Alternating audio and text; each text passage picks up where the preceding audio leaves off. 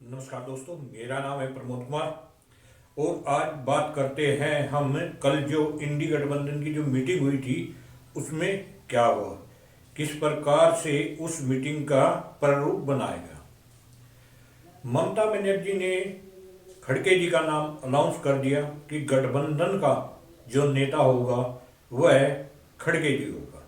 अरविंद केजरीवाल ने भी उसी का समर्थन किया, लेकिन उसके बाद अखिलेश यादव ने अपने कोई पत्ते नहीं खोली। उन्होंने नहीं बताया कि गठबंधन का जो लीडर होगा वो कौन होगा और कौन प्रधानमंत्री का चेहरा बनेगा।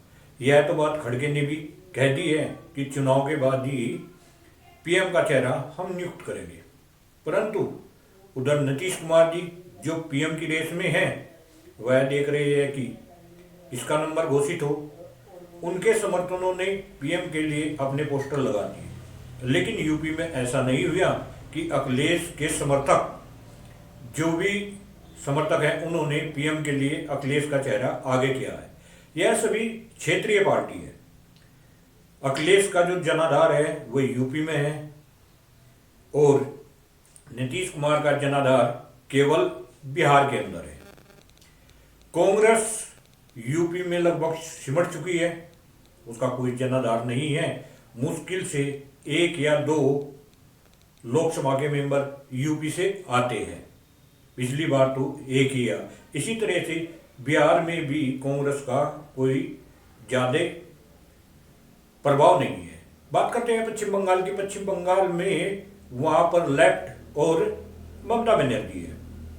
यह देखने वाली बात होगी कि ममता बनर्जी लेफ्ट के साथ अपना गठबंधन करती है या नहीं, क्योंकि यदि ममता बनर्जी लेफ्ट के साथ अपना गठबंधन इंडी के साथ आती है तो वहाँ पर ममता बनर्जी को काफ़ी नुकसान होगा और बीजेपी को काफ़ी बढ़त मिलेगी। यह भी देखने वाली बात है कि वहाँ पर लेफ्ट के साथ ममता का क्या होता है। बात करते हैं अरविंद केजरीवाल की। अरविंद केजरीवाल के बारे में तो आप जानते हैं, दिल्ली में भी अरविंद केजरीवाल ने कांग्रेस के खिलाफ इलेक्शन लड़ा था और जीत हासिल की।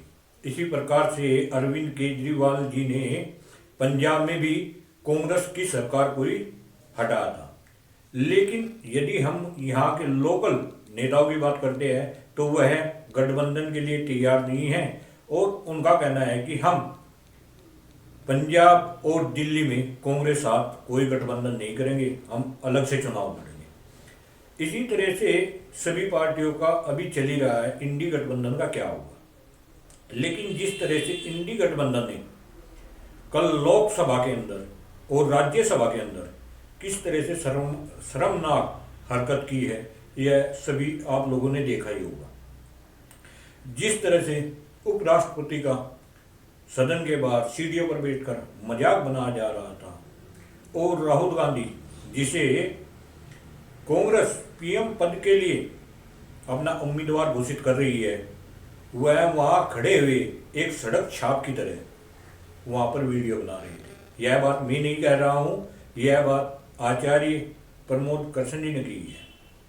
उन्होंने भी इस हरकत पर, कांग्रेस की इस हरकत पर बहुत नाराज हैं और इस तरह का व्यवहार नहीं करना चाहिए था, क्योंकि जो विपक्ष है वो उनके पास कोई मुद्दा तो है नहीं, लेकिन इस तरह के वह कार्य कर रहे हैं जिनसे पूरे देश को शर्मसार कर दिया। ऐसा कार्य नहीं होना चाहिए था। लेकिन इंडी गठबंधन की जो हरकत है इससे यह साफ हो गया है कि 2024 में यह क्लियर है कि एनडीए की सरकार बनेगी और बीजेपी, जहाँ तक अभी सर्वे की बात सामने आई है, तो 360 सीट अकेले ही लेकर आएगी और जो उसका गठबंधन और घटक दल जो उनके साथ है, अगर सभी को देखो तो 400 से भी पार हो जाएगी, ऐसा अनुमान लगाया जा रहा है। लेकिन जिस तरह से विपक्ष की हरकत अब देखने में आ रही है, यह कोई अच्छे संकेत नहीं है, क्योंकि एक देश में विपक्ष भी एक मजबूत होना चाहिए।